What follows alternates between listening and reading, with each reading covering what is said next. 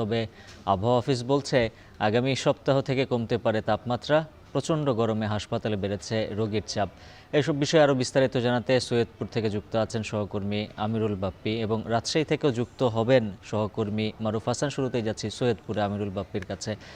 বাপ্পি, জানাবেন হাসপাতালে রোগীর সংখ্যা কেমন দেখছেন, চিকিৎসকরা কি পরামর্শ দিচ্ছেন?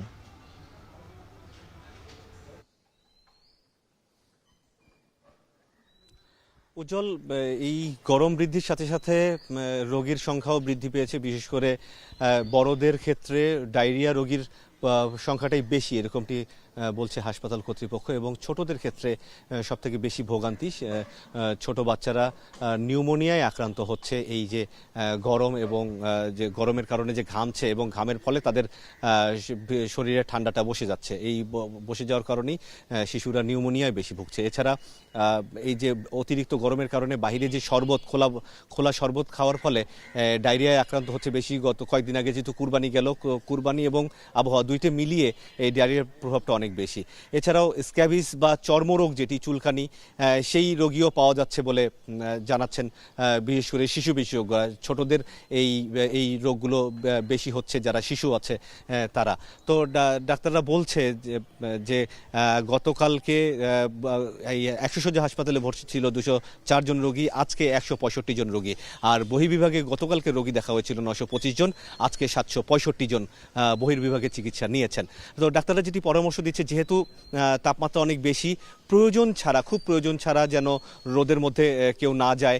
পারতপক্ষে ছায়ায় থেকে কাজগুলো করার জন্য বারবার পরামর্শ দিচ্ছেন এবং প্রচুর পরিমাণে পানি খেতে হবে। যাদের কাজ একেবারেই রোদের মধ্যে, রোদ ছাড়া যাদের কাজ একেবারেই সম্ভবই না, তারা যেন কিছুক্ষণ পর পর বিরতি নিয়ে তারা ছায়াতে গিয়ে তারা এই বিশ্রামটা নেন। তো এই ছিল সৈয়দপুরের হাসপাতালের পরিস্থিতি নিয়ে সবশেষ অবস্থা। উজ্জ্বল, জানবো রাজশাহীর খবর। মারুফ হাসান সঙ্গে যুক্ত আছেন। মারুফ, জানাবেন রাজশাহীতে আজ আবহাওয়ার পরিস্থিতি কেমন, তাপমাত্রা কত ডিগ্রিতে রয়েছে?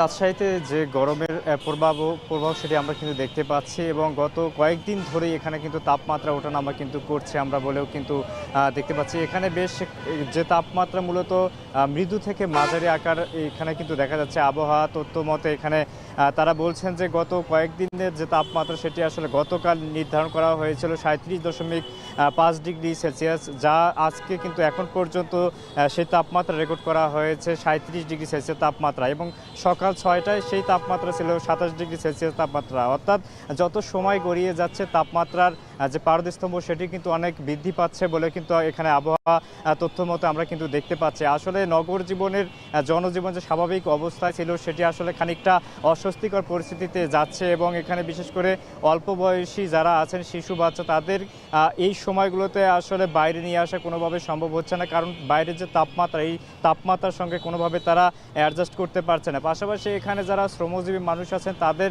দিনের আনা দিন খাওয়ার যে কায়িক শ্রমের মাধ্যমে তারা যে অর্থ উপার্জন করে, সেই উপার্জনটা আসলে ব্যাহত হচ্ছে শুধুমাত্র তাপমাত্রার কারণে। তবে আবহাওয়া অফিসের তথ্য মতে আগামী কয়েকদিনের মধ্যে তাপমাত্রা স্বাভাবিকভাবে কিছুটা কমতে পারে বলে আশঙ্কা করছেন। তখনই আসলে এই নগর জীবনের স্বাভাবিক যে গতি এবং স্বাভাবিক মানুষের যে চলাফেরা সেটি আসলে স্বাভাবিক বলে হবে বলে আমরা জানতে পারছি।